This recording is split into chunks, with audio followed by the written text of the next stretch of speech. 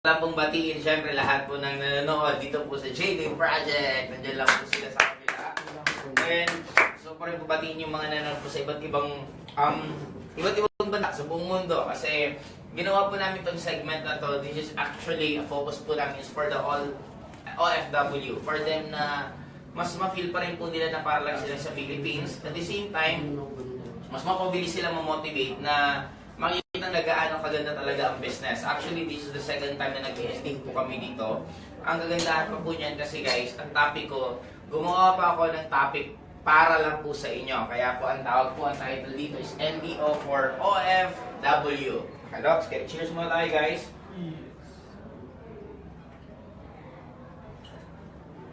Yun, ang sarap.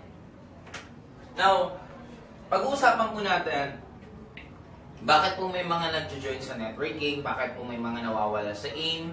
Bakit din po may mga tao na mabilis kumita? Bakit po may mga taong hindi? At pag-uusapan din po natin ano yung mga dapat na skills, attitude na meron kayo for you to become successful sa ganitong klaseng business. Kasi guys, kung mapapansin nyo, lahat ng nangyari sa atin, nag-uumpisa po dito. Influence. Ano ang influence? Mapapansin may mga tao na nagiging empleyado. Ang tanong, bakit sila nagiging empleyado? Malamang may mga kamag-anak sila or magulang nila na empleyado din. Nakita nila na sabi sa kanila na mag-aaral ng mabuti, para pag nakapag-aral ka ng mabuti, makakahanap ka ng magandang trabaho, ay pag naging empleyado ka, pwede kang mag-ipon, you need to climb the corporate ladder, then after climbing the corporate ladder, na pwede kang magiging successful sa buhay. Bakit may mga tao naging seaman? Kasi malamang marami po sa lugar nila ng mga seaman. Pwedeng uncle, auntie, tito nila ay seaman, kaya sila naging seaman. Bakit naman maraming mga ibang nagiging OFW? Simple lang. It's just the same. May mga kamag-anak, kaibigan, sila na OFW. Now, kung mapapansin mo, kung ano ang nangyayari sa'yo, napakalaki po ang factor ang tinatawag na influence. Ibig sabihin, kahit ano pala, may choice ka kung ano ang gusto mo nangyari sa'yo. Depende kung ano ang hahayaan mong influensya na mabibigay sa'yo. Bakit yung mga nagtanong ka ba sa sarili mo bakit karamihan negosyante dito sa Philippines mga Chinese? Simple lang. Hindi naman dahil sa lahi, hindi dahil sa kulay ng skin, hindi dahil sa kung sino ka. Nagkakataon lang, paano ka tinitrain? Ang Pilipino, ito anak, mag-aral ka ng mabuti, pagka-graduate, maghanap ka ng magandang trabaho. Ang mga negosyante, ang mga Chinese, tinuturuan naman sila, ikaw anak, alal buti. Para ikaw pagkatapos alal buti, anak ka ng magandang negosyo. Okay, ibig sabihin, doon mo makikita na yung influence mula bata hanggang paglaki na di. Now, kaya ako ito naisipan na topic na to kasi ipapakita ko po sa inyo na napakaganda po. Bilang OFW, tutulungan ko po kayo na kung ang pagiging OFW nakakatulong sa inyo para kayo mag-survive, para kayo mabuhay, para kayo kumita ng pera, at kahit pa paano para ka magpadala ng pera sa mga mahal mo sa buhay sa Philippines, na tuturuan ko po kayo ano yung magiging way para po makalabas po kayo sa pagiging OFW. Kasi technically, akala ng iba, lalo po ng mga taga-Philippines, napakasarap ng buhay ng isang OFW. Siyempre, sino ba naman ang hindi magnanais or mangangarap na makapagtrabaho sa ibang bansa na ang pagpunta sa ibang bansa kadalasan akala natin is vacation, pero sa isang OFW nagtatrabaho at the same time nagbabakasyon ka. But behind all those na pagpapadala, behind all those na resibo na naiipon sa iyo sa kapapadala mo sa mga mahal mo sa buhay, maraming iyak ang hindi napakita sa picture. Maraming lungkot ang hindi napakita sa Facebook. Maraming mga senaryo sa buhay natin na hindi nagagawa. Kaya sabi ko, since nakakapunta po ako ng iba't ibang bansa, nakakapunta ako ng UAE, Hong Kong, Singapore, Malaysia, Thailand, Indonesia, sobrang dami kong napupunta na lugar, at ang dami kong ini-interview mga OFW. And doon ko na-find out na hindi naman po talaga halos lahat ng OFW masaya if they have a choice. Kung may choice lang po talaga silang kumita ng kinikita nila dito sa Philippines, they'd rather work here rather than sa abroad. Hindi po madali magtrabaho sa ibang bansa, lalo na mag-aalaga ka ng anak ng may anak, tapos ikaw, sarili mong anak, hindi mo maalagaan. Lagi ka magpapadala ng pera, masasarap ang buhay ng mga pinapadala mo sa Philippines, tapos ikaw naman nagtitipid, lagi ka nagtitipid para lang may pagpadala. Now, naisipan ko, habang kanina po maghapon, sa ano kaya kagandang topic ko para sa mga, parang ilibre ko para sa OFW, doon ako nag-come up na, I will help you paano kayo mag-come up na pwede po kayong makaalis sa tinatawag na pagkakakulong ng OFW. I could help you na pwede kayong kumita ng times 3, times 4 to times 5 ng what you're earning right now. Kaya para po sa akin, sa lahat po ng nanonood po ngayon, if may mga kaibigan po kayong mga OFW, share nyo lang po itong video to, wala pong mawawala sa kanila. I'm sure it will be a very happy conversation sa isa't isa sa atin. And at the same time, I'm sure maraming po kayong matututunan sa mga sasabihin ko mamaya. Okay, now, balik tayo dito. Lahat is influence. Kung ano man ang paniniwala, it's just an influence. Kung ang magulang mo Catholic, ang laki pa ng chance ang Catholic ka rin. Kung ang magulang mo is Christian, ang laki ng chance ang Christian ka rin. Kung ang magulang mo Muslim, ang laki po ng chance ang Muslim ka rin. Sabihin, if you're going to analyze everything, kung ano man ang nagiging pasok sa'yo na paniniwala, yun ang nagiging reality mo. Now, bibigyan ko po kayo ng isang magandang pwede niyong gawin. Kung lahat is influence, ano ang dapat gawin? Ito po ang nangyayari sa lahat ng OFW. Ang networking, balik muna po tayo sa AIM Global. Bakit kailangan niyo pong gawin ng AIM Global? Number one, AIM Global is already trend. Wala ka pong choice. Pag sinabing trend, uso na. Mas maganda mag-networking po sa panahon ngayon kasi napakadali na. Bakit? Meron na pong internet. Katulad po nito, just imagine this. Kung nasa Hong Kong ka, nasa UAE ka, nasa Singapore ka, kahit nasa ang lupalop ng mundo, nasa Canada ka, kita-kita tayo. Because of this, na dati kaya ba? No.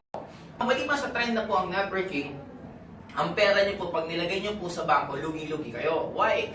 Napakaliit po ng tubo ng value ng pera. Okay, bibigyan ko ng example. Kung ang paniniwala po natin, dapat ang pera ilalagay sa bangko, guys, it's true. Kung gusto mo talaga, maging safe lang yung pera mo. But kung gusto mong lumago ang pera mo, it's not. Why? Lugi po kayo sa tinatawag na tubo. Kasi ang tubo po sa bangko, napakaliit na lang. Example. Kung ngayon is 2017, balik po tayo ng 2007. Now, kung meron kang 1,000 pesos noong 2007, at meron isang bangko na tutubuan ka ng 50% after 10 years.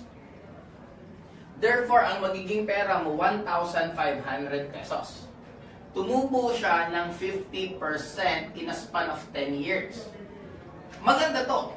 Actually, walang nangyayaring ganito. Kasi kung may ganito, napakaganda po ilagay sa kanila yung pera nila. Now, ang point ko, sa mata natin, tumubo to. But on reality, hindi. Why? Example na lang po, Yossi. Way back 2007, baka ang Yossi po, or isang stick ng Marlboro, sabihin na lang natin, 1.25 cents. Ibig sabihin, kung may 1,000 pesos ka, at ang halaga po ng Marlboro is 1.25 cents, makakabili ka ng almost 800 pieces na stick ng Yossi. Now, since nakita natin na after 10 years tumubo ang pera natin, ang kagandahan, we're thinking, wow, ang laki ng pera, lumaki, tumubo. But on reality, kung 2007 mo gagamitin itong 1.5 at mamimili ka ng Yossi, wag na lang po sa stick ng Yossi 4 pesos or 5 pesos. Doon na tayo sa stick ng Yossi 2.50.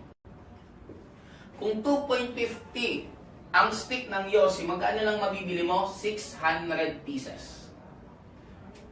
Kung sa gasol, sa ngayon, sa 1,500 mo, baka mga isang gasol ang mabibili mo. Pero kung 10 years ago, baka mga 3 gasol ang mabibili mo.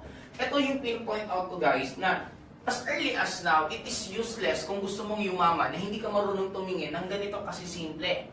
Sa buhay, ang pinakamahirap maintindihan yung simple. Sa buhay, ang pinakamahirap maintindihan na hindi mo naman kailangan maging matalino, hindi mo kailangan maging apelyedong Chinese, hindi mo kailangan maging singkit para kayo yumaman. Ang kailangan mo lang, maging practical. Kailangan mo lang matutunan sa buhay na matuto kang spend ng maliliit ng amount pera. Kasi kung marunong ka mag-alaga ng maliliit, madali na po ang malaki. Akala kasi natin palagi kailangan ng malaking amount, kailangan yumaman ka muna bago mo i-handle ng maayos para ka magbago buhay mo. But on the reality, sa maliit lang, if marunong ka mag-handle, automatic it will be very easy for you na maging mayaman. Okay, now, kaya ako to pinapakita sa inyo for you na maintindihan at pahalagahan ng pera. Katulad sa mga OFW, naiintindihan ko po pag OFW para po kayong, yes, para kang politician. Ikaw takbuhan lahat ng kamag-anak mo, ikaw takbuhan ng mga anak mo, lahat, ikaw pat guys, wala pong masamang tumulong, pero hindi naman po kailangan na parang ikaw na mismo ang bumubuhay ng buong angkan mo. wala pong masamang protect your money. Ibig sabihin, kung kumikita ka ng pera, hindi naman po pinupulot yung pera, hindi ibigay sa inyo, pinagtrabahuhan nyo po yan. Then, you should also learn to protect your money. Kasi pag OFW, ang dami pong nakapalibot sa inyo na gustong kunin ng pera. Sino yun? Nagbebenta sa iyo ng so-called na investment. Balik dito naman tayo sa investment na to. Number one, dapat matutupo kayo na ang pera nyo, tumutubo po siya talagang mas mataas. Kaya dapat, kung magkakaroon po kayo ng pera, mas maganda, i-invest nyo po yan sa isang business na pwede po talagang kumita kayo ng malaki. Now, sunod, na kailangan nyo pong gawin, kailangan nyo lang po, ganito kasimple. Now, ang ginagawa ng mayayaman, ang mayayaman, pag nagkakaroon ng tinatawag na kita, ang susunod na bibili nila, ang tinatawag is asset. Ano ang asset? Ang asset po, anything na nagpapasok ng pera. Huwag po kayo basta-basta bumibili ng kondo, huwag po kayo basta-basta bumibili ng lote, kasi be careful. Again, sinasabi ko nga sa inyo, I'm not saying lahat po ganito, pero ito lang po ang ruling. The moment nagkakaroon po kayo ng pera, marami pong taong nakapalibot sa inyo na gustong kunin ng pera. Sino yan? Kamag-anak nyo. Sino pa yan? Kamag-anak pa, paano kunin? Mangungutang, magmamakaawa, may binyag, may graduation ng anak ko, bla bla bla. Second, sino pa? Mga so-called financial advisor. Mga so-called insurance agent. O, bili ka ng ganito kasi paano ang mahal mo sa buhay pag may nawala, pag ganito tatakutin ka, kukonsensyahin ka para tamaan ka, para mapilitan kang bumili. Lote. Sasabihin nila, napakaganda bumili ng lote in a span of few days, few hours, few years, tutubo, mga mahal ang lote. Guys, kung ang lote hindi nyo pa naman po talaga gagamitin, at kung para for investment lang, be careful. Kung you have excess money at marami, okay lang. Pero kung sakto-sakto lang, wag mo nang invest kasi ang asset dapat nagpapasok ng pera. Ginto. We're so fun, lalo pa mga OFW, buying ang ginto. Hello, ganito na, guys. Again, ang ginto po, hindi po siya asset. Nagiging asset lang isang bagay, parang ito. Bumili ako ng remote control, binili ko piso, after a few days, binenta ko dos, that is asset. Bumili ako ng alak, after a few days, ininom ko, hindi po siya asset. Pero bumili ako ng alak piso, binenta ko yung alak after few days ng dos, tumubo po ako, that is asset. Para hindi po kayo maguluhan. Ang definition po ng asset, anything na nagpapasok ng pera sa inyo, that is asset. Yes po, correct. That is asset. Now, bakit ko ito sinasabi guys? Way back nung high school po, hindi ko po makalimutan. Nung nagpautang po ako, mahilig po talaga ako sa mga OFW. Kasi ang OFW, mabilis po yung kumita ng pera, pero bilangan mo after few months, ubos din ang pera niyan. Kaya nga ako, ang hilig ko sa kanila. Bakit? Kasi, bibili ng ginto. Sa Saudi, sa UAE, bibili sila ng ginto na mga worth, sabihin na natin, 20, 30, 40,000. Pag uwi ng Philippines, di syempre bonggang-bongga sila. Pakain dito, panglibre ganito, painom ng ganito. Lahat ng mga kumpare, kumare, bisita nila, balikan sa bahay nila. Now, yung nabiling relo or nabiling ginto na worth 30,000, pag nagipit, isasangla. Sasangla magkano? Minsan 15,000. O, sangla ko na muna 15,000. Di, laban ako. After a few days, few weeks, benta ko na lang sa'yo, dagdagan mo na akong 5,000. Pabor sa akin, kasi bakit? Ang bilis ko may benta. Since, ang nagiging problema kasi sa lahat, kung ano man ang empleyado ka, pulis ka, ang nagiging problema sa lahat, financial literacy ang hindi natuturo sa loob ng school. Ang pinaka-problema sa lahat, tinuruan tayo paano kumita ng pera, pero paano mag-alaga at paano palakihin ang pera, hindi natuturo sa atin. Okay, now, ito ang ginagawa ng mayayaman. Ang mayayaman, after tumita ng pera, bibili ng asset. After bibili ng asset, saka po nagkakaroon ng tinatawag na lifestyle. Yes po, lifestyle. Ano ba ang lifestyle? Ito na yung pwede ka nang bumili ng ginto. Okay, isipin mo. OFW ka, kumikita ka sa trabaho mo. After mong kumita, ibili mo ng asset. Ano ang asset? Anything na nagpapasok ng pera. Halimbawa, patayo ka ng apartment. Yung apartment mo, nagbibigay sa'yo ng 9,000, 10,000 per month. Nagpatayo ka ng apartment, umabot ng 10 apartment, meron ka ng 100,000 per month. Yun, pwede mo nang bilhin luho. Doon ka na magpahiram, doon ka na maglibre, doon ka na Ang gawin mo, doon ka na bumili ng ginto, bumili ng mamahaling cellphone, that's the time. Ang ginagawa kasi ng mahihirap, eto yun. Ang mahirap, after kumita ng pera, ang susunod na binibili, lifestyle. Ano ang lifestyle? Kumita lang ng konti, bili malaking TV. Kumita lang ng konti, paayusin ang bahay. Wala pong mali doon. Ang point ko lang, kung gusto mo ng long term na hindi ka habang buhay magtatrabaho, unahin nyo to. I-develop nyo to, kasi pag na-develop nyo to, guys, buong buhay nyo, kahit kayo natutulog, still, imaginein mo kung meron kang, ang goal mo muna, magkaroon ka ng 10 apartments. Kung meron ka ng 10 apartments at nagbibigay sa'yo ng 10,000 kada isang apartment at meron kang 100,000 per month, if you're earning 100,000, lifetime na yun. Okay, gets yun? Now, anong point ko, guys? Ito ang dapat maging cycle kung gusto nyo yumaman. Now, tuturukan ko kayo dito. Kasi ang kagandahan po sa InGlobal ngayon, kasi this is already a form of asset. Why? Magpapasok po siya ng pera. Ang kagandahan po sa InGlobal, ang nangyayari po sa inyo pag ginawa yung ganitong business, mas madali po kayong kumita at napakaliit lang ng kapital nyo. Hindi nyo po kailangan ng 50,000, 100,000, no. In a span of 12,980, pwede nyo na pong gawin yung business na yun. Right? Now, paano kayo magsasucceed sa ganitong business? Since alam nyo na po, paano ang technique para lalo kayo yumaman, ito dapat pag-usapan natin. I-build natin ang i-build yung asset nyo. Right? Now, after asset, dito na po tayo sa tinatawag na EDC rule or tinatawag na EDC of success. Okay, paano yan? Now, EDC of success. Mabilis ba ako magsalita? Okay. Dami. 500. Oh, 5,000. ABC of success. Ang attitude po ng OFW, ganito yan.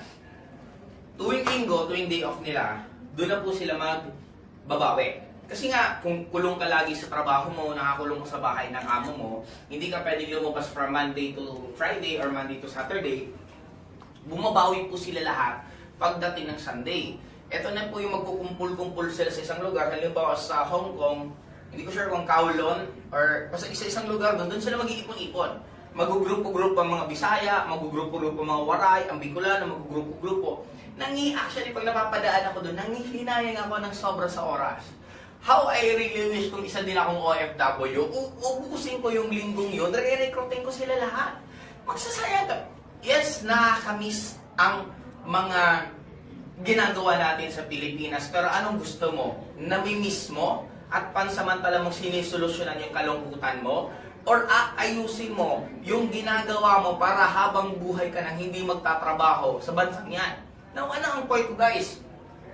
Spend every 3 hours that you have, i-spend mo lahat dito sa business ng InGlobal. Ano yun? Pag may free time ka, kesa ka malungkot, magsipag ka na lang. Mag-aral ka pa paano mag-OPP, paano mag-network, paano mag-NDO. Lahat ng mga videos nasa YouTube na, lahat ng mga kailangan matutunan nasa internet na. Kesa nalulungkot ka, kesa nag-iisip ka ng ano mga drama sa buhay, kalimutan mo yun, just focus na ayusin mo yung business mo, paano ka maging magaling mag-present, paano mo pag-aaralin ng negosyo. Pag meron kayong free time, kesa mag-uubos ka ng oras ng magsusugal, kakain, magchichismisan, magkukwentuhan, makikibalita kung anong nangyayari sa Pilipinas, tigilan mo lahat yun. Ang gawin mo, mag-OPP ka, mag-OPP ka, mag-OPP ka, mag-OPP ka, mag-OPP ka, mag-NDO ka, mag-NDO ka, mag-NDO ka. Yun ang gawin mo. Guys, I'm not saying you need to do this for your entire life. I'm just trying to say is, pwede nyo po itong gawin pansamantala. Pag commit ng maayos ang network mo, then boom, pwede ka nang umuwi. Hindi mo na kailangan magbaho dyan habang buhay. No. Ang attitude kasi ng OFW, since yun ang nakakasanayan at yun ang akala natin tama, ang akala natin dapat since pagod ka na sa trabaho mo, pag linggo dapat bubelo ka. Guys, ako na mismo magsasabi, just give yourself 2 years straight na gawin ng InGlobal ng tuloy-tuloy. Oo, medyo nakakalungkot man kung magpipigil ka, just like us. Ako, nung nag-networking po ako, ginibag ko kaibigan ko, ginibag ko lahat ng birthdays, reunions, kung ano-ano mga gimmick, ginibag ko sila lahat. Why? Guys, bottom line, i-times mo or i-multiply mo yung ginagawa mo, anong ibabalik sa'yo? Gumimik ka ng 1,000 pesos, anong ibabalik sa'yo? Gastos. Magbakasyon ka ng 1,000 pesos, anong ibabalik sa'yo? Gastos din. No, ano ang point ko? Pwede mo naman gawin yon pag medyo okay ka na. Kasi technically, akala natin lahat tayo malaya. Oo, kunwari lang naman tayo malaya. Sabi nga ni Jose Rizal, malaya na daw tayo sa pananakop ng mga Spaniards. Pero ang reality, lahat po ng OFW, nakakulong ka pa rin sa tinatawag na income. Nakakulong ka pa rin sa country pinagtatrabawan mo. Nakakulong ka pa rin na hindi mo man lang pwedeng magawa kung ano yung mga gusto mo sa buhay mo. Kaya for me, ang first ng being attitude is maging businessman. Magkaroon kayo ng attitude, oo, kahit OFW po kayo, pwede po kayo maging negosyante mag-isip. Kahit OFW po kayo, pwede naman na hindi nyo naman kailangan lahat ng tutulungan nyo. Kasi ako, kwentuhan ko na lang po kayo ng konti. Hindi ko po makalimutan, bumagsak negosyo namin kasi yung mother ko medyo mabait po ng sobrang mom ko na gusto niyang tumulong ng tumulong sa mga ibang taong humingi ng tulong sa kanya. Dumating po sa point na yung mom ko, ultimo, wala na nga siyang ipapautang, mangungutang pa siya para may mapautang lang siya sa kaibigan niya. And the sad part is, yung pinautang niya hindi na nagbayad, tapos yung mama ko ngayon ang sinisingil yung inutangan niya. Sa sobrang bait ng mama ko, doon kami bumagsak. Kaya doon ako medyo naging top sa decision making, especially pagdating sa money. Guys, ang daling makonsensya sa pera. Pero pag ikaw na down, ang hirap din maghanap ng katulong. Kaya for me, again, there's nothing wrong tumulong, basta medyo nakasobra ka na sa budget mo. Kaya dapat, ultimo pera mo, itutulungan nyo po ang budget. Mamaya po, tuturuan ko po kayo paano mag-budget. Pa-remind na ako kada na kung paano mag-budget po ng pera para maturuan ko kayo. Second is believe. Kailangan nyo po magkaroon ng tiwala sa sarili nyo. Hindi po kayo magiging successful kung wala ka pong tiwala sa sarili mo. Kailangan magkaroon ka ng tiwala sa sarili mo na nakikita mo na darating ang time, yayaman ka. Dapat nakikita mo sa sarili mo na darating ang time, aalis ka dyan sa country nyo. Nakikita mo sa sarili mo na, wow, nagsasalita ka ngayon sa mga kasamahan mo. Alam nyo guys, because of sa Global, ngayon, ito na yung mga bag ko. Maya, inasa pa ng mga 5 hours, pauwi na ako, pabalik na ako ng airport, uuwi na ako ng Pilipinas at mag-for good ako. Kaya para sa akin, hatawin nyo ng mabuti ang Global para pagdating ng oras, isa na rin kayo sa uuwi. Kumbaga, ang sarap yung testimony, kung sa amin pa sa Philippines, ang uso sa amin, mga nag-aakotse, ang sarap yung testimony ng mga OFW na testimony nyo lahat, umuuwi kayo. O diba? Anong pakiramdam na isa-isa kayo umuuwi sa Philippines? Ibang-iba yon. Kaya para sa akin guys, ang pinakamaganda dito, magkaroon ka lang ng tiwala sa sarili mo kasi lahat mo nagsisimula doon.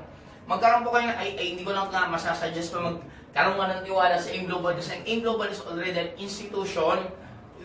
This coming anniversary po natin, tayo pang pangatlo consecutive na magkakaroon po ng anniversary sa Philippine Arena. And ang AIM Global, hindi na po tanong kung lalaki siya or hindi. Ang tanong sa akin ng iba, Joseph, bakit may mga ibang kilala kami na hindi nagiging successful or umaalis sa AIM? Guys, simple lang.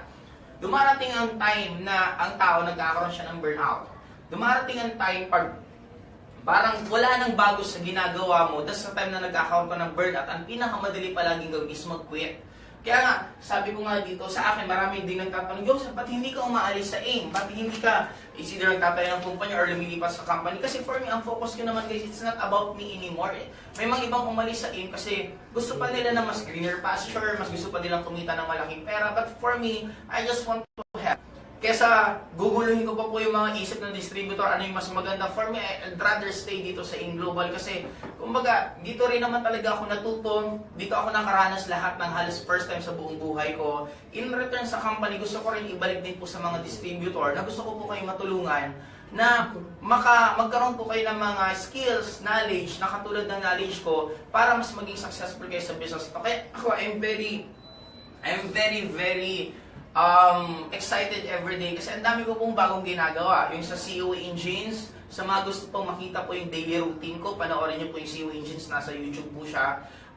Natutuwa ako doon, na-excite ako, nasa sobrang busy po ako dito po sa live. Pangalawang beses po namin ginawa yung pagla-live ng OPP and NDO, and dito pala natutuwa kasi bago na naman to. Kumbaga for me, kaya maraming taong nababurnout kasi wala na silang ginagawang bago. Worse, kung hindi na sila nag-network, hindi ka na nag-network, wala ka nang ginagawa, mababurnout ka talaga. Pero kung marami kang distributor na tinutulungan at ginaguide at nakikita mo yung mga ngiti nila, nakikita mo yung changes ng buhay nila, nakikita mo yung apply, grabe ganito kalaki kinikita ko, apply, grabe nakasampung directs ako, apply, ganito. Kung gano'n na nakita mo at naririnig mo araw-araw, hindi ka makakaisip maglumipat kasi matutuwa ka ng sobra sa mga nangyayari, sa mga downlines mo. Kaya for me guys, ako makapagsabi po sa inyo, just believe in the company, believe in the system kasi we're here to stay. We're here para i-conquer po natin ang buong mundo at we're here na ako isa lang po ang goal ko. It's about time na makilala po ang mga OFW, ang mga Filipinos na hindi na po isang OFW. For me, it's about time na makilala mga Pilipino na isa pong magagaling na networker sa buong mundo. It's about time na makita tayo gaano tayo kagaling kasi magaling talagang Filipino sa language. Wala halos sa language barrier, kaya natin makipag-communicate ng mabilisan kahit kanino, kahit barong English man tayo, but nakakapag-communicate tayo kahit kanino. And we are the one country na ang dali natin ngumiti. Masaya ka man, malungkot, ang dali natin ngumiti. May sako naman na nangyari sa'yo, kaya pa rin ngumiti. That is the one of the pinakamagandang attitude ng Filipinos. Kaya for me, just believe in yourself, believe in the company. Isa lang masisigurado ko sa'yo, ang layo ng mararating mo. And number 6 is commitment.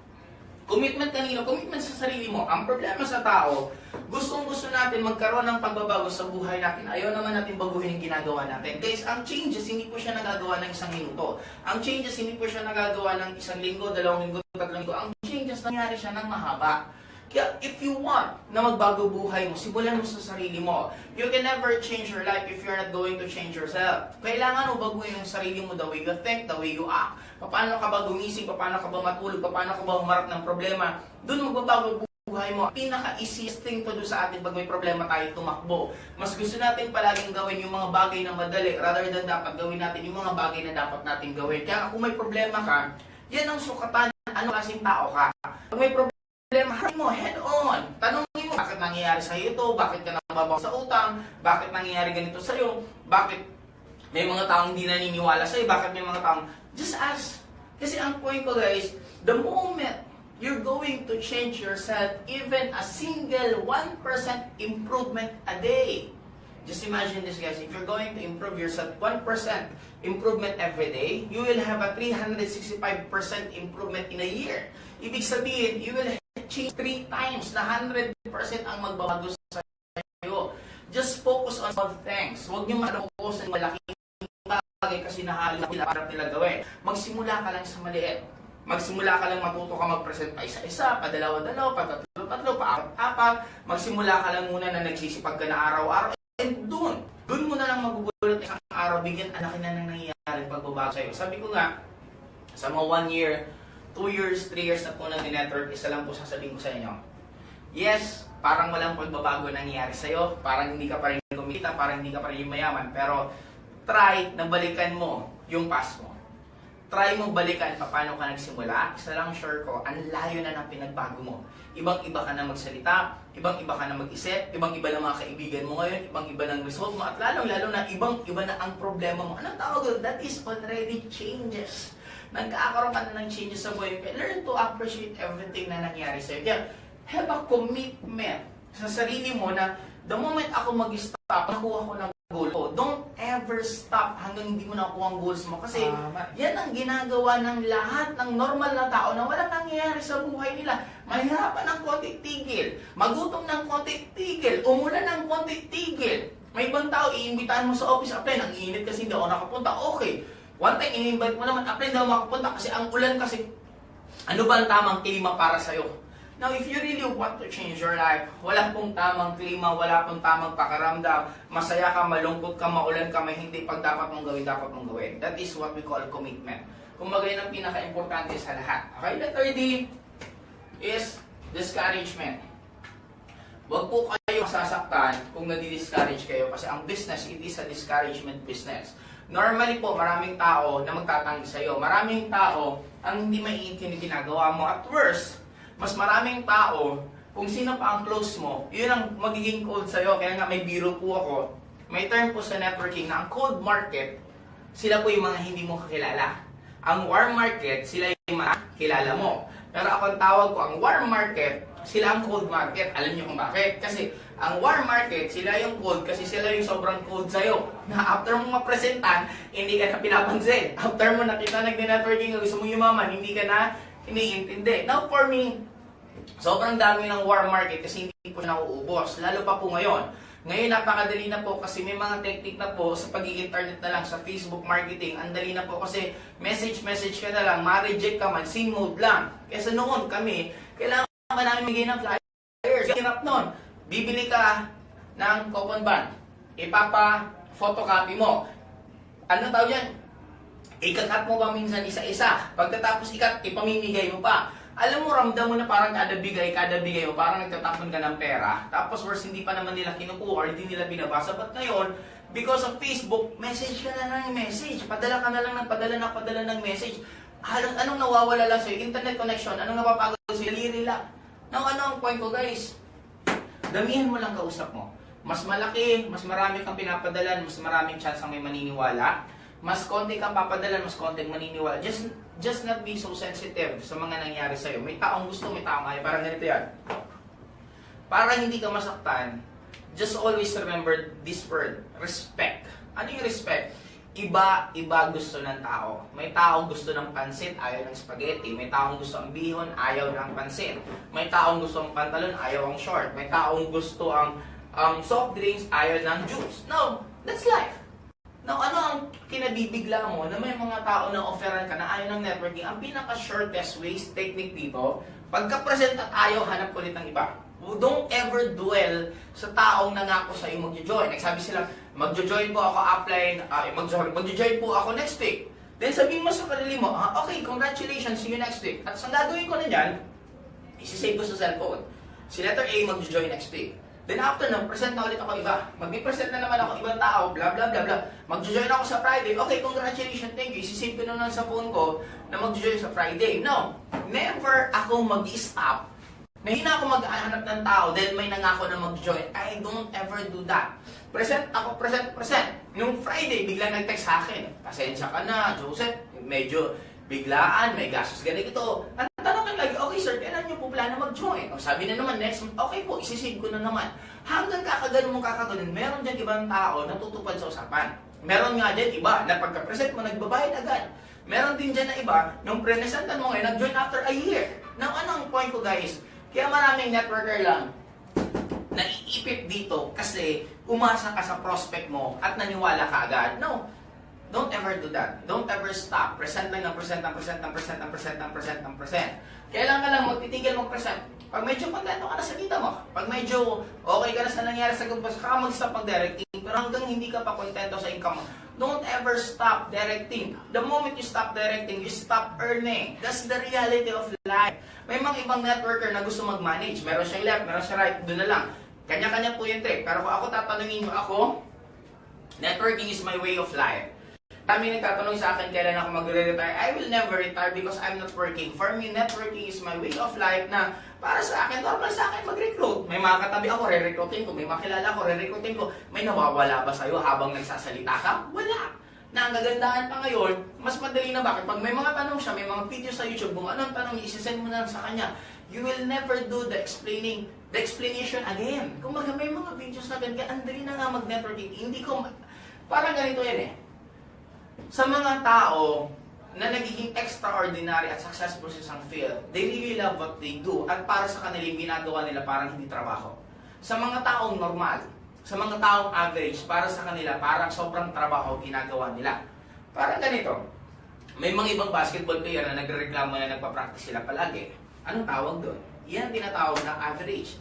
Alam mo ba si Manny Pacquiao? Pinapakiusapan mismo si Manny Pacquiao na Freddie Rose na tumigil ka na mag-practice, pahinga ka na. And sino si Manny Pacquiao ngayon? 8 division title. Siya lang meron ganung klaseng, meron klaseng ganun na award.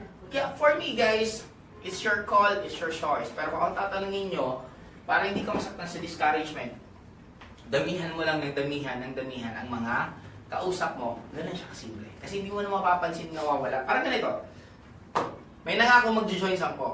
Isa nag-join. Hindi mo na mapapansin yung siyam, ang mapapansin mo na yung isa. Ganoon lang po ang typing niya. Okay? Sunod, A, B, C, D, E. Excitement. Maintain your excitement. Paano mo i-maintain ang excitement mo? Alalahanin mo bakit ka nag-networking. Gusto mong bago buhay mo. Gusto mong dumating sa time na may sarili ka ng kotse, may sarili kang bahay. Now, tipusin niyo lahat. The moment nakapag-desisyon kang gawin tong ganitong business, i-record mo. May mga record naman kayo, mag-record ka.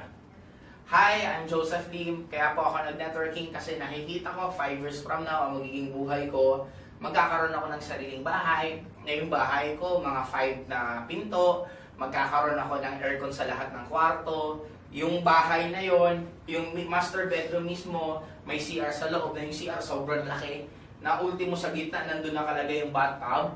Tapos baka may mini library mismo yung CR kasi ang CR, that is pinaka pinupunta natin lagi. And meron pang sariling TV.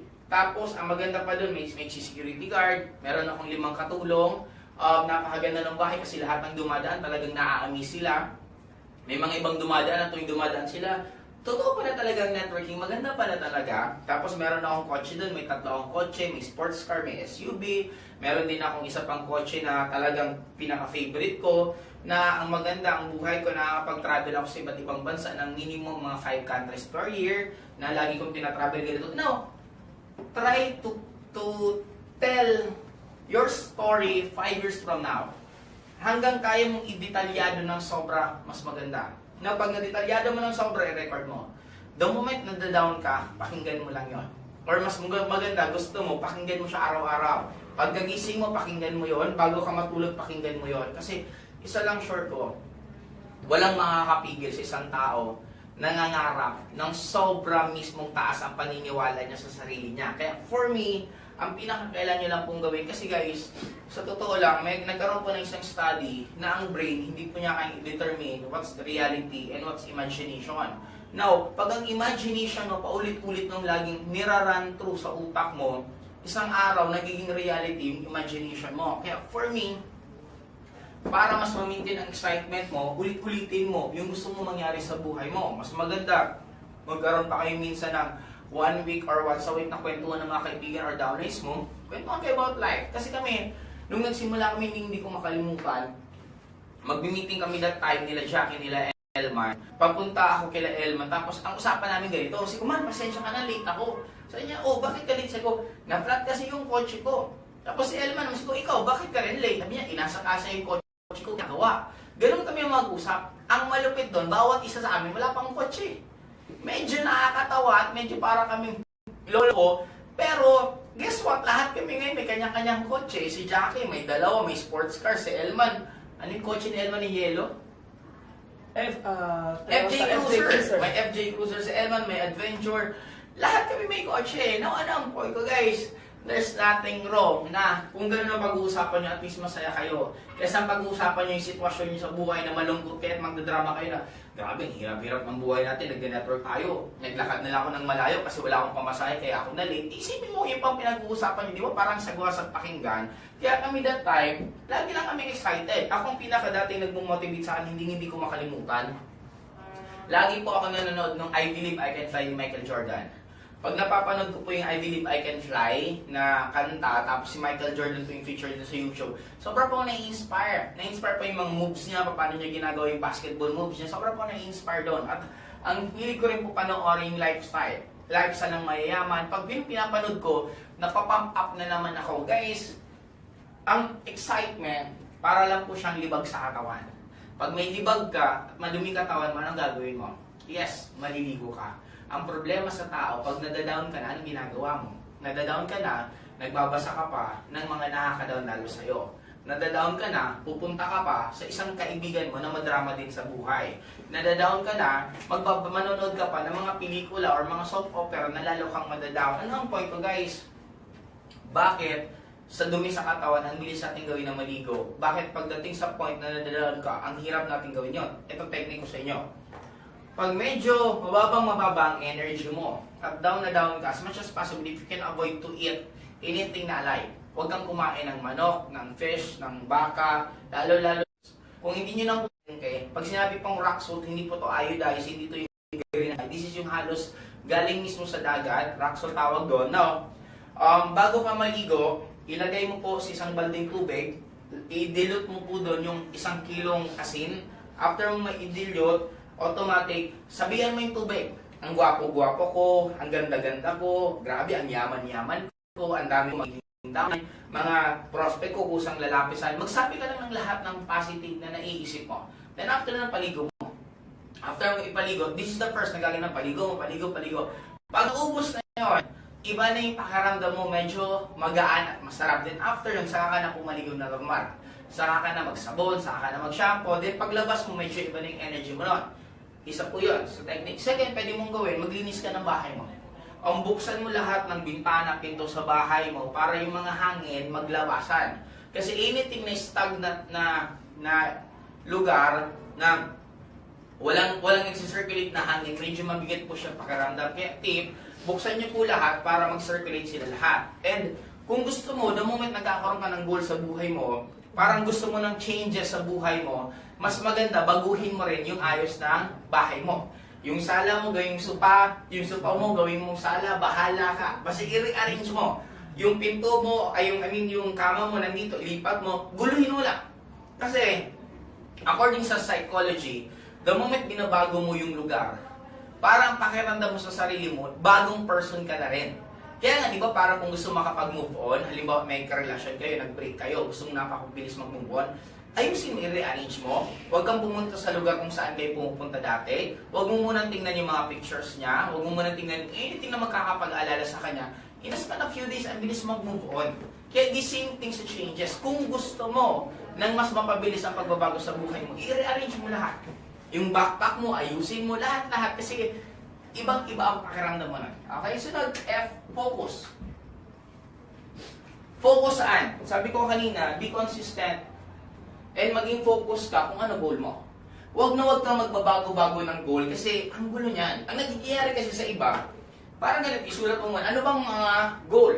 Ang goal po, iba't iba yan. Kotse, bahay, ganito. Pero for me, bago ka mag-goal ng kotse, bahay, mag-goal ka muna ng mini-goal. Ano yun? Makabayad ka ng kuryente, makabayad ka ng grocery. Doon mo muna simulan sa maliliit. Kasi pag nagagawa mong maliit, mas nagiging madali ang malaki. Okay, kaya dito, tip ko na lang sa inyo, huwag mong tatantanan ang isang goal mo hanggang hindi mo pa nakukuha. Bakit kailangan ang goal mo magsimula sa maliit lang? Kasi pag nagagawa mong maliit, tumataas ang self-esteem mo. Ang nagiging paniwala mo, kaya pala siyang gawin. Hanggang susunod, matutuwa ka na kahit anong goal na ginagawa sa'yo, tuloy-tuloy mo na lang siyang hit. Okay? Sunod, E, F, G, goals. Sa goals, ilista nyo. Mas maganda, ilista mo kung anong goal. Ito na lang, isa-isa natin. Ano bang normaling goal lagi ng tao? Halimbawa, mayroon kang utang. Sulat mo dyan, goal yan. Ano pa ba? Ano pa ba mga goal ng tao? Utang, kotse, bahay, savings. I think mas unahin tong utang, tapos savings. Paano yan? Ilista mo. Maging practical ka, guys, sabi nga nila, hindi mo masusolusyonan ng isang bagay kung ayaw mong tanggapin ang problema. Hindi mo siya masusolve kung tinatakasan mo siya at ayaw mo siyang harapin. Utang, ilista mo lahat. Ilista mo, number 1. May utang ka kay Fernan. Okay. Okay, so may mga utang po kay Fernan, magbayad lang po kayo. Libre yan sa time. Ha? Hindi niya pinagbabayan. Ay, pinagbabayad. Halimbawa, 10,000. Depende sa gender. Number 2, Don Bade, may utang ka rin. Ay, utang sa akin yan. 5,000. Ay, may utang ka nga. Number 3, si Merlit. May utang yan. May utang din 2,000. Lista mo lahat. Then, ang maganda dito guys, aminin mo sa may mga utang ka kung ano lang kaya mo. Huwag kang, kasi nga, hindi ko talaga maintindihan sa ibang tao na ang hilig mga ako na magbabayad ako ng ganito na alam niya hindi naman pala niya kaya. Guys, ang financial, hindi naman po yan parang hulog ng langit na hindi mo alam kung magkano matatanggap mo ngayon na buwan. Meron ka naman specific na matatanggap kung nagtatrabaho ka, sabihin natin sweldo mo. Alam mo, ang sweldo mo 20,000. Tapos ang natitira lang sa'yo, sabihin na natin 5,000. Di kung gusto mo madagdagan yung matitira sa'yo mataas, bawasan mo yung expenses mo, konting tipid ka sa pagkain. Konting, hindi ka muna masyadong mag-soft drinks. Yung extra rice mo, siguro isa lang muna. Tapos lahat ng isisave mo, nadagdag na save mo, ilagay mo na dito. Pambayad mo ng utang mo. Ako nga dati po, ang hilig ko maglakad. Kasi nangihinayang ako, naalala ko sa Bicol, pag pauwi na po ako ng bahay namin sa Daragay, kailangan pa talaga magpa-jeep or mag-tricycle. Ang bayad sa pa-jeep that time, 5 piso siguro kung nagkakamali. Kaya ang ginagawa ko, kesa po magsasakaw ng pa-jeep, naglalakad nila kasi saan ka makakapulot ng pera na maglalakad ka lang, magkakaroon ka ng 5 piso. Kaya ang ginawa ko, yung mga nasisave ko, yun ang iniipon ko naman for my expansion kasi wala naman tatayong utang. Kaya ang ginagawa ko, dinadagdag ko na dinadagdag yun para pandagdag ko sa pinapautang ko. Kaya para sa ganun din. I-identify mo, tapos i-priority mo kung alin pinakamay malalaking bayad or malalaking tubo. Okay? And lastly, H. Okay, ang H ko, hataw. Bago yan. Okay, ang pinaka-importante sa lahat, hatawin mo ang AIM Global 2 years straight. Simulan mo sa ngayon ang iniisip mo para ka lang nagsisimula. Kung may 2 years ka na, 5 years ka na sa AIM Global, kalimutan mo na yan. Simulan mo katulad kami, bakit kami sobrang excited lahat? Kasi para sa amin, nagsisimula lang kami. This is our first day. Kung kailan po nagsimula ang CAD 918 po ang simula namin, hatawin mo na to. Hatawin mo na tuloy kasi ang isang tao na naglalakad ng tuloy-tuloy, ang layo na napupuntahan. Kumbaga para po sa akin guys, ako din nagsimula, ginawa ko lang, trinabaho ko ng trinabaho, ano yung mga binibigay sa akin ng mga task ng upline ko, ginagawa ko. Pag sinabi ng upline ko, O Joseph, dapat sa susunod na event, isang ban na kayo. Yes, upline. O Joseph, dapat sa susunod na event, isang bus na kayo. Yes, upline. O Joseph, dapat sa susunod, kasama ka na sa top 20. Yes, upline. O Joseph, susunod, dapat top 1 ka na. Yes, upline. Yes na ako ng yes ng yes. Ang ginagawa ko ito nangyari sa akin, hindi po marunong sumagot upline. Bakit ako, upline, hindi ko kaya. Upline, ang dami-dami yan. Hindi ako sumasagot doon. Ang sagot ko lagi, yes, yes, yes. Pagkasagot ko ng yes, saka pala ako mag-iisip, ano nga ba gagawin ko para magawa ko yun? Ibig sabihin, ino-open ko na agad sa sarili kasi ang improvement, ang gagawin mo yung hindi ka sanay gawin. Pag ang gagawin mo palagi, yung sanay ka gawin, wala kang improvement doon. At ang boring na stage na yan, ang pinakamasarap sa mundo natin, the moment na hindi mo kaya at gagawin mo, yun ang improvement guys, napakaganda ng pagkakagawa sa atin. Pumunta ka ng Tagaytay, magganito ka, tama lang kasi malamig, pero mga Tagaytay, nakasando lang doon. Pumunta ka sa Saudi Arabia, normal sa kanila ang mainit, tayo baka grabe ng init, masama ng pakiramdam natin, pero sila kaya. Ano ang point ko? Ang paa gamitin mo araw-araw, kumakapal. Ang tsinelas gamitin mo araw-araw, numinipis. Kaya maganda ang paa kasi pakapal ng pakapal yung kalyo mo, darating ang time, hindi ka na masasaktan habang naglalakad ka nakapaa. Anong point ko? Ganon kagaling ang pagkakagawa sa tao. Anything na binibigay sa yung task, kung paninindigan mo, tutuloy-tuloy mong gagawin, makakaisip po siya ng defense mechanism na paano siya magagawa niya pa rin. At the same time, hindi ka masyadong makaharm. Ganon kaganda. Kaya, for me, huwag mong iiwasan kung anong task na binibigay sa'yo. Just do it, do it, do it. Hanapin mo ano yung mga dapat mong gawin and for sure, magagawa mo yun. And sa last po, may gusto kayong sabihin ka doon? Plan. Okay. Paano mag-budget ng pera? Ito lang naman. Okay.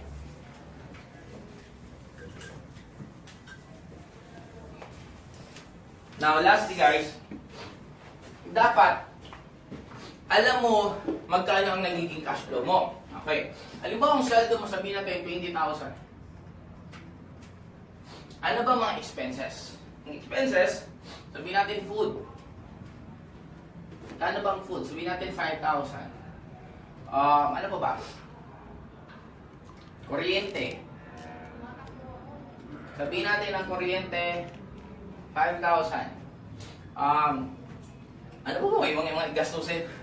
Food, kuryente, Pamasahe. pamasahe, Ano pamasahe sa English? load, Fair. fare, Sabihin natin fare and load. Halimbawa, 500. 500. Okay. Ano pa ba? Clothes? Ano pa ba? Clothes? Ano pa ba? Sabihin natin clothes. Ano bang clothes? Sabihin natin 1,000. Bisyo. Alam mo, sine. Date. Kung date, kung ano. Alam mo, sabihin natin bisyo. 1,000. Sabihin mo, alam mo, 2,000. Now guys, kung meron kayong first goal, alam mo ang goal nyo, sabihin na natin doon pa lang sa kumita ka ng malaki or may mga utang ka. Ako, ang dali lang decision making ko. Ito, tatanggalin ko to. Ito, kaya ko pang magtipid dito na baka magiging, sabihin natin, 3,000 na lang. Now, lahat ng matitipid ko dyan, ilalagay ko yun doon sa tinatawag kong goal. Anong goal ko? Alam mo yung utang ko? Yung utang ko kailangan ko bayaran, di magtitipid ako sa mga ganitong side para mabayaran ko to. Kasi guys, ang nagiging problema sa atin, alam mo na yung cash flow mo eh. Imposible na hindi mo alam kung ano ang nangyayari sa pera. Kaya lang, ayaw lang natin budgetin. Dapat alam mo saan napupunta ang pera mo. Magkano ang nagagastos mo sa soft drinks, magkano ang nagagastos mo sa rice, magkano ang nagagastos mo sa ulam. Kasi kung doon pa lang yung food mo, gumagastos kang 100 pesos per meal. Alam mo ba na kaya mong gumastos ng at least 100 pesos per day sa food pa lang? Bakit? Hindi mo ba kaya magluto sa bahay at magbakon? Itago mo na lang ng konti. Huwag mo masyadong isipin yung sasabihin ng ibang tao. Pinaglalaban mo ito long term, hindi short term. Kesa naman ang ganda ng tingin sa'yo, kain ka ng kain sa labas, ang taas ng tingin sa'yo, pagdating ng dulo, gutom-gutom ka rin kasi halos wala na. Mas maganda pa ngayon palang magtiis ka. Nung ako nagsisimula po mag-network, may hilig ako magbaon. May baon nga ako mismo ng itlog. Babaon ako ng itlog kasi napakamura ng itlog. Dalawang itlog na kainin mo, busog ka pa, inom ka ng maraming tubig, okay na yun. Kung para po sa akin guys, dito pa lang, harapin mo lahat, ilista mo. At hindi ka pwedeng gumastos na hindi mo alam nangyayari. Dapat bilang na bilang ultimo sintimo kung saan ko napupunta kasi ang mayayaman, gano'n. Hindi ka ba nagtataka bakit ang mayayaman, kahit sobrang daming pera, hingian mo lang ng 100, 200, hindi ka man bibigyan eh. Kasi nakabudget na lagi sa kanila. Ang mahirap, nauubos to nang hindi mo lang nilalang kung saan napunta. Kaya for me, matuto ka lang mamili kung ano dapat ang i-priority mo at ano dapat ang hindi. Kasi para po sa akin, kung aayusin mo to, mas madali po ang million para sa'yo. Kasi kung as early as now, na hindi mo to maaayos, mahirapan ka. Ako nga mismo, ito meron ako, this is just basic. Meron po akong tinatawag na, ang tawag ko po dito, ito po yung checklist ko. Ito kung magkano dapat ang pera ko dineposit sa ganito kong bangko, sa ganito kong isa pang bangko, sa ganito ko pang savings. Nandito po, may trace po ako. Ito, naka-April 2017. Ibig sabihin po, ngayon pa lang March, tapos na po ako sa goal ko. Kaya ang tinatrabaho ko ng is coming April. Now, nagkakaroon pa ako ng tracker ng pera. Kasi napaka-importante mo na dapat may tracker ka. Kasi ang nagiging problema ka ng lahat, karamihan, walang tracker, kumita ng malaki, hindi na nila alam kung saan napunta. Minsan ay kinita sa genealogy nila sa DTC ng 1 million, 2 million. Isa lang po tanong ko, saan napunta yan? Okay? Now, exactly. Tama po ang nagiging sagot mo. Na nagiging problema lang sa atin, wala lang tayong tracker. Kaya, ulitin ko tanong. Bakit mo pa gustong yumaman kung pagdating sa dulo na kumikita ka ng malaki, uubusin at wawaldasin mo at hindi mo rin alam kung saan napunta? Kaya para sa akin, as yes now, kahit maliit pa lang kinikita mo, matuto ka na mag-manage ng pera mo, matuto ka na mag-analyze kung saan papunta. Kasi kung matututo ka dito, ang sarap kaya ng buhay na imaginein mo, 1 year advance kang bayad sa payables mo. Ano kaya pakiramdam mo? Ano kaya ang pakiramdam kung darating ang time, pag nagbabayad ka sa internet connection mo, 2.5, bayad na po ako for 1 year. Di ba? Ang sarap na ganun ang pakiramdam. Kaya for me guys, ayusin na natin, matuto na po tayo sa mga naunang networker dati, na sobrang milyon-milyon po ang kinita, pero halos naubos din at hindi na po nila alam ngayon kung saan napunta. Kumbaga, matuto na tayo doon.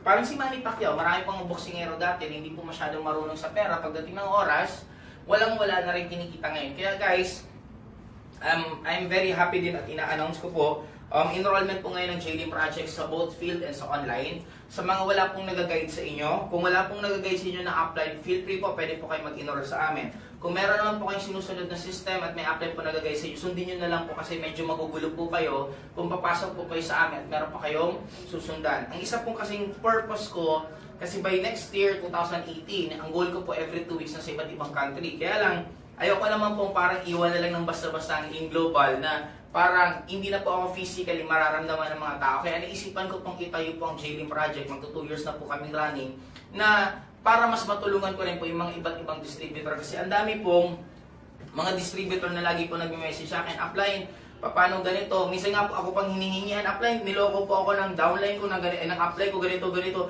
Wala na nga akong alam, ako pa parang sinisingil. Kaya lang, sa love ko po, sa passion ko sa pag-network, sinasagot ko po talaga sila isa-isa. Kaya ngayon, mas medyo napadali po sa akin kasi ang sinasagot ko na lagi, kung wala pong nag-guide sa inyo at gusto nyo pong mag-guide, mag-enroll na lang po kayo sa amin. Kasi kaysa ang iba nga nag-o-offer pa sa apply, lilipat na lang ako sa isip ko, wag na, hindi nyo na po kailangan lumipat. Mag-enroll na lang po kayo doon, sundin nyo na lang po system. Fair po ang treatment ko sa lahat po. The moment nasa project po kayo, fair po ang treatment ko. Wala pong downline, walang crossline po dito sa amin. Pantay-pantay lang po kami lahat. Kaya sa lahat po, again po, sa mga gusto po magkaroon ng mag-guide sa inyo, feel free to message our page. meron po magre-reply po dyan. Okay, Docs? Yeah, guys, actually, I'm already done. Thank you for listening and hopefully makita ko po kayo ulit next week sa next na OPP natin this coming Thursday and next na NDO natin this coming Friday. Kaya sa inyo naman po guys, ang susunod na gusto nyo pang magkaroon po ng mas magagandang topic, feel free po to comment kasi pwede po akong gumawa ng may special training para po sa inyo. Hindi lang po OPP, NDO. Darating ang point, gagawa pa kami ng ASAP, Facebook marketing. Facebook marketing, tuturuan po namin kayo paano po ang English pag-Facebook OPP. networking. English OPP, Tanya can always do that. For me guys, thank you so much. Thank you for watching this and we love you all. Ituloy-tuloy lang po natin ipaglaban pangarap natin at trabahuhin natin kasi isa lang po lagi kong sinasabi, nung kami po pinaglaban namin ang pangarap namin ko, konti lang kami at kami lang po nagkakaintindi. Ngayon po, pag pinaglaban yung pangarap nyo, nandito po kami po back up nyo, kami po tutulong sa inyo. At kami po lagi magsasabi sa inyo, wag na wag ka lang titigil, darating at darating ang time. Magbabago ang buhay mo at darating ang time, uuwi ka rin dito sa Pilipinas at magbabakasyon ka na lang sa ibang bansa. Again, Yes! thank you and good morning po. Bye-bye! Power. Maraming. I believe I can touch the sky. I think about it every night and day. Spread my wings and Paano mag-enroll? PM nyo lang po yung fan page na ito at sasagutin namin. Power!